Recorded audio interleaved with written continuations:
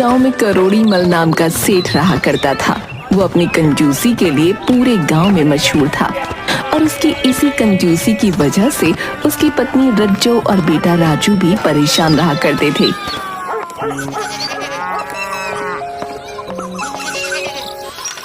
अरे रज्जो, ये लाइट्स क्यों जली हैं? तुम्हारी तो आदत ही हो गई है फालतू में बिजली खर्च करने की। रात होने वाली है, अंधेरा हो रहा है, इसलिए जलाई है। अब क्या अंधेरे में बैठना है जो लाइट भी ना जलाऊं?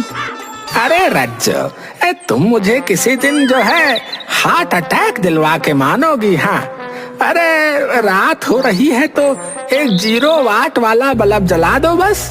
है ये थोड़ी कि 10-10 लाइटें जला दो। पैसा कमाना इतना आसान नहीं है रज्जो, हर पैसे का हिसाब रखना पड़ता है। ऐसा चलता रहा तो वो दिन दूर नहीं जब कटोरा लेकर बिजली का बिल भरने के पैसे मांगने पड़ जाएंगे कि दे दो पैसे दे दो। अच्छा ठीक है, आप तो शुरू ही हो जाते हो। एक बल्ब क्या जलाया आपने तो उसकी कहानी ही बना दी। मेरा क्या है, बैठो अब आप अंधेरे में। सेठ अपनी पत्नी और बेटे पर भी जल्दी पैसे खर्च नहीं करता था। एक दिन राजू भागते हुए आता है और कहता है, पापा मुझे चॉकलेट चाहिए, प्लीज ला दो। फिर से चॉकलेट? अरे हर बार चॉकलेट की ही रट लगाता है। अरे क्या कभी तूने सोचा है कि चॉकलेट कितनी महंगी आती है रे? वैसे भी चॉकलेट खाने से जो है दांत खराब होते हैं। हाँ। लेकिन पापा, मेरे सारे दोस्त खाते हैं, बस एक छोटी सी चॉकलेट, उसके बाद मैं आपसे कुछ नहीं मांगूंगा। बस अब एक और शब्द नहीं। हाँ, चॉकलेट सेहत के लिए भी खराब होती है और पैसे की बर्बादी भी, समझा? चल जा अब यहाँ से, आया बड़ा चॉकलेट खाने वाला है।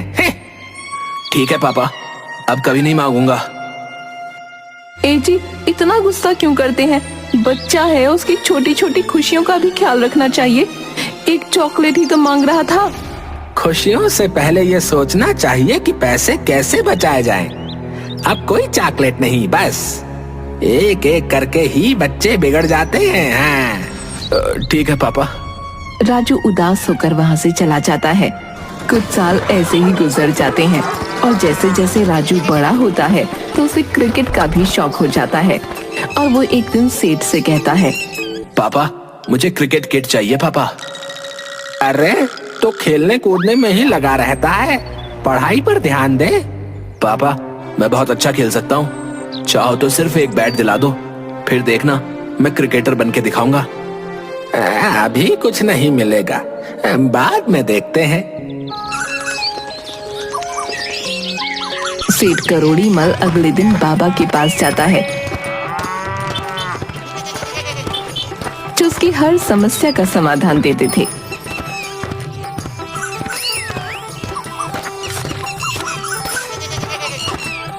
बाबा, मेरा बेटा क्रिकेट किट की जिद कर रहा है, आप ही कोई उपाय बताएं कि उसे कैसे समझाऊं। अपने बेटे को एक लकड़ी और पत्थर दे दो और कहो कि पहले इनसे अभ्यास करे, जब अच्छे रन बना ले तब बैट मिलेगा। ठीक है बाबा, मैं ऐसा ही करूंगा। कुछ 1000 दक्षिणा देते जाना, वरना बेटा लाखों का नुकसान कराएगा। ये इकलौती जगह थी जहाँ सेठ कंजूसी नहीं कर पाता था, क्योंकि उसे डर था कि बाबा ने श्राप दे दिया तो सत्यानाश हो जाएगा। सेठ करोड़ी मल घर वापस आता है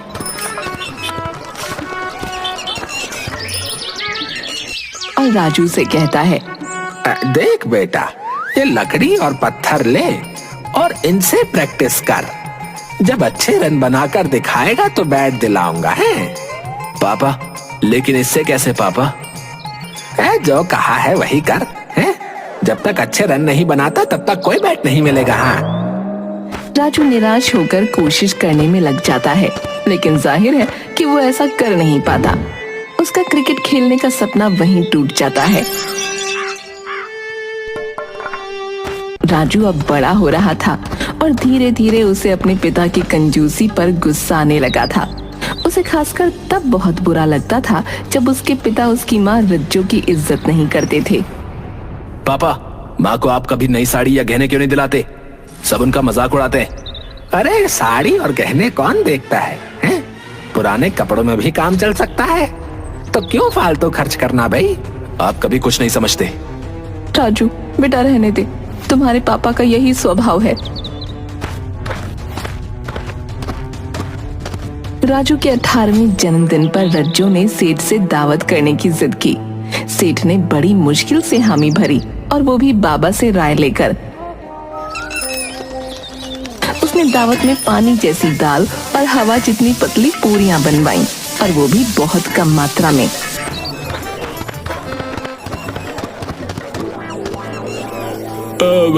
ये कैसा खाना है भाई? दाल पानी जैसी और पूरियां तो गिनती की हैं। रज्जो, लगता है तुम्हारे घर आकर बड़ी गलती की हमने। हाँ रज्जो, इससे तो ना ही बुलाती हैं? तुमने क्या हमें चुहिया समझ रखा है जो इतना सा खाना परोस दिया भाई, हैं? मेहमान बुरा भला कहते हुए वहां से चले गए। रज्जो सब चुपचाप सहन करती रही, लेकिन राजू के अंदर गुस्सा और भी बढ़ गया। समय गुजरा और अब राजू इतना बड़ा हो गया था कि वो सेठ की जगह दुकान पर बैठने लगा था। एक शाम राजू दुकान से घर लौटता है, उसके साथ मुनीम भी आता है। सेठ जी, आज तो बहुत मुनाफा हुआ है। राजू बाबू ने अच्छा काम किया। वाह वाह, ये तो बहुत अच्छी बात है। चलो राजू, मुनाफे का हिसाब किताब दिखाओ। पापा, वो सारा मुनाफा तो मैंने पार्टी में उड़ा दिया। क्या पार्टी में? तुझे पता है अरे पैसा कमाना कितना मुश्किल होता है, हैं? तुझे इतनी समझ नहीं है कि मुनाफा कैसे संभालना चाहिए। पापा, आप तो हमेशा कंजूसी करते रहे, मैंने सोचा थोड़ा मजा ले लूं। जिंदगी का क्या भरोसा। अरे ये क्या बात हुई भाई? मुनाफा कमाना कोई खेल नहीं है। तूने हमारे पैसे बर्बाद कर दिए। पापा, आप चुप रहो। पापा, आप अब आपका टाइम गया। मैं अपने तरीके से पैसे कमाऊंगा और उनको उड़ाऊंगा। राजू बेटा शांत हो जा। रज्जो उन्हें रोकती है, लेकिन लड़ाई और बढ़ जाती है। करोड़ीमल सेठ का गुस्सा 7वें आसमान पर पहुंच जाता है, और राजू भी अब खुलकर उनके खिलाफ खड़ा हो जाता है। इसी तरह एक दिन राजू कई महंगी चीजों से भरे बैग्स लेकर आता है, और उनमें से अलग अलग शोपीस, नए नए गैजेट्स और जाने क्या क्या निकालने लगता है। ये सब क्या है? ये सब कहाँ से आया? पापा, ये सब मैंने अपने लिए खरीदा है। मुझे ये सब बहुत पसंद है पापा। इसे मैं अपने कमरे में सजाऊंगा पापा। अरे तू पागल हो गया है क्या? अरे इतने महंगे महंगे सामान लाकर घर भर दिया। हे भगवान, पैसा पानी की तरह बहा रहा है ये लड़का। पापा, आपने कभी हमारे लिए कुछ नहीं किया। अब मैं अपनी तरह से जी रहा हूँ पापा। अब मैं पैसे कमाना भी जानता हूँ और खर्च करना भी। वो दुकान अभी भी मेरी है, समझा? और मैंने बहुत मुश्किल से वो दुकान बनाई थी, जिसकी कमाई पर तू अय्याशी कर रहा है। हाँ, आपने वो दुकान बनाई थी, लेकिन हमारा खून जला जला कर, हमारे एक एक अरमानों का गला घोट कर पापा। राजू की फिजूल खर्ची और बेकाबू हरकतें करोड़ीमल सेठ के लिए एक बड़ी चिंता का कारण बन चुकी थीं। सेठ अब पूरी तरह से हताश हो चुका था, और समाधान की तलाश में वो फिर से बाबा के पास पहुंचा। बाबा, मेरा बेटा बिल्कुल काबू से बाहर हो गया है। मैं अब क्या करूं? सेठ, इस बार तुझे एक सख्त कदम उठाना होगा। अपने बेटे को घर से निकालने की धमकी दे। ठीक है बाबा। लेकिन यह उपाय करने से पहले तुझे एक सोने की अंगूठी मुझे दक्षिणा के तौर पर देनी होगी, तभी यह उपाय सफल होगा। सोने की अंगूठी? अंगूठी? सेठ, ये दक्षिणा है। अगर तूने अंगूठी नहीं दी तो न सिर्फ तेरा बेटा तुझे छोड़कर चला जाएगा, बल्कि वो तेरे घर और दुकान को भी बेच डालेगा। नहीं नहीं बाबा, ऐसा न कहिए। मैं अभी एक अंगूठी लाकर देता हूँ, अभी लीजिए। कंजूस सेठ बाबा की बातों से डरते हुए एक सोने की अंगूठी लाकर बाबा को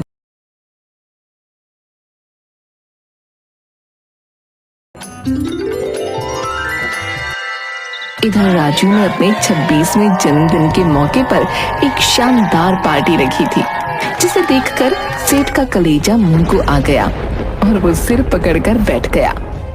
राजू, ये क्या तमाशा लगा रखा है? इतने पैसे बर्बाद कर दिए इस फिजूल की पार्टी में। अगर तूने ये सब बंद नहीं किया ना तो याद रख, मैं तुझे घर से निकाल दूंगा। निकाल दो, लेकिन याद रखना पापा, अगर आप मुझे घर से निकालोगे तो मैं माँ को भी साथ ले जाऊंगा पापा। फिर आप अकेले इस घर में सड़ते रहना। राजू, ऐसा क्यों बोल रहा है बेटा? ये घर तेरा भी है। माँ, मुझे इस घर में कभी कोई खुशी नहीं मिली माँ। ये कहकर राजू सच में जाने की तैयारी करने लगता है। राजू रुको, तुम कहीं नहीं जाओगे। मैं तुझे नहीं जाने दे सकता। तुम मेरे इकलौते बेटे हो, चाहे कुछ भी हो, मैं तुमसे अलग नहीं हो सकता बेटा। सेठ चाहकर भी अपने बेटे को घर से निकालने की हिम्मत नहीं जुटा पाता। उसकी सारी गुस्से की बातें धरी की धरी रह जाती हैं और अंत में वो हार मान लेता है। तभी उसे ख्याल आता है, बाबा का बताया हल इस बार काम क्यों नहीं किया? मैंने सब कुछ तो वैसे ही किया था जैसा उन्होंने कहा था, बल्कि मैंने उन्हें वो सोने की अंगूठी भी दी। यही सोचता हुआ वो मुनीम के पास जाता है।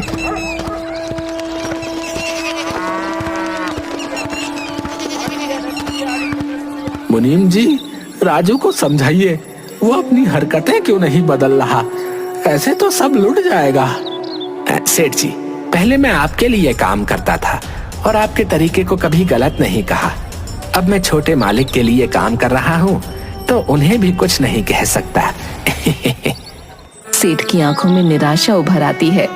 उसके लिए अब कोई रास्ता नहीं बचा था। वो बहुत असहाय महसूस करता है।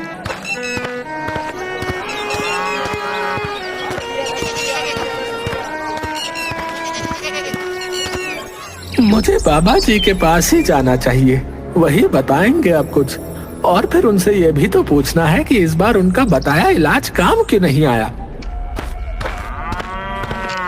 वो बाबा के पास पहुंचता है तो वहाँ भी कुछ नहीं होता है, ना उसका आश्रम और ना कुछ भी। अरे भैया, यहाँ एक बाबा बैठते थे, वो कहाँ गए?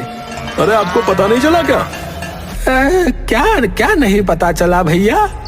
अरे यही कि वो ढोंगी बाबा था, लोगों को उल जलूल तरीके बताकर पैसे और गहने ऐंठता था वो। ये सुनकर तो सेठ के पैरों तले जमीन खिसक जाती है। वो वहीं पर गिर पड़ता है और बड़ी मुश्किल से उठकर घर की तरफ चलता है।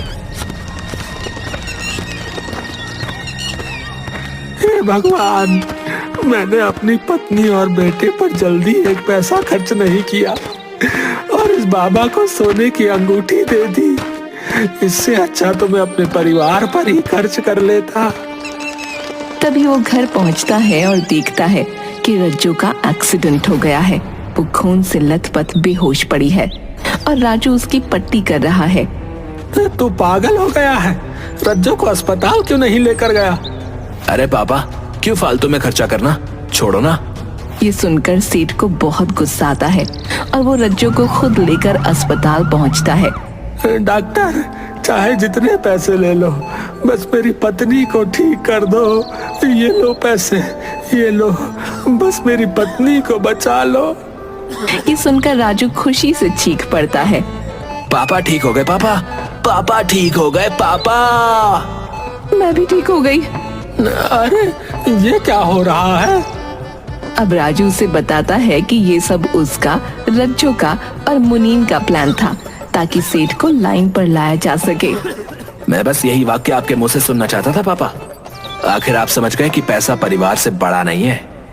हे भगवान, तुम लोग पागल हो। इसके लिए तूने इतनी फिजूल खर्ची कर दी रे। मैंने कोई फिजूल खर्ची नहीं करी पापा, वो सब सस्ती चीजें थी। और जो मैंने कहा कि मैंने पैसे पार्टी में उड़ा दिए, ऐसा मैंने कुछ नहीं किया पापा। मुझे भी पता है कि फिजूल खर्ची गलत है। मुझे तो बस आपके दिल से पैसों की मोहब्बत निकालनी थी। और आखिर मेरा बच्चा कामयाब हो गया। हाँ, मुझे भी अपनी गलतियों का अब एहसास हो गया है कि पैसा जाना होता है तो चला ही जाता है। उससे अच्छा उसे अपने परिवार पर खर्च कर लिया जाए। हाँ। और इस तरह कंजूस सेठ की कंजूसी दूर हो गई।